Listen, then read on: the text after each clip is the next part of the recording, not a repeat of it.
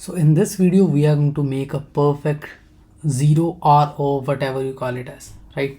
Now the height of this 0 is 1, 2, 3, 4, 5, 6, 7. 7 is the height and 7 is the width. So let's define a number now, which is 7. Now here you can see this 0 is divided into 3 problems.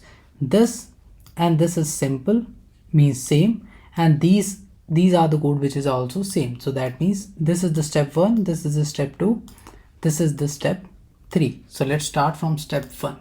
Okay, in step 1, what I need to print, I just print an empty space in the beginning that you can see here. After that, I will add some stars, clear, and after that I will add one more empty space. How many stars I need to add? I need to add num minus 2, these number of stars. Why minus 2? Because in case of 7, I will print 5 stars, right? And in between the star, I also need to add the spaces. So let's add the space as well in the beginning, and that is why we are having 2 empty spaces there. Clear? Same thing I need to repeat for the bottom part as well. Let's see. And after that, in the beginning, at the middle, I will have these many number of iteration. I need to go for a for loop for I in range, and I need to go for num minus 2, these number of iteration. Why minus 2? Because total range will be 7, right? Means this loop will execute 7 times if I'm writing num, but I'm writing num minus 2. That is why this loop will execute only 5 times. Now for the 5 times, what I will print a star in the beginning. After that, I'll add few spaces, and after that I'll add a star at the end as well. A star at the beginning, star at the end. In between, I will add the spaces. How many spaces I want? I want twice the spaces of my number as my number, right? Either I can write number multiply by 2, or I can also, instead of taking one space, just add 2 spaces, and we are multiplying them by number. So both of them will give you the same result.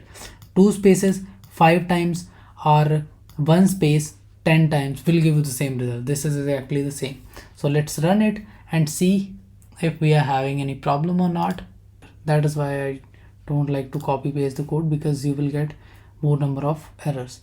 Now here you can see this is perfect, this is perfect, this is perfect, but here I have added few more empty spaces. For that purpose, what I can do, rather than going for double space, let's go for number minus 1 here.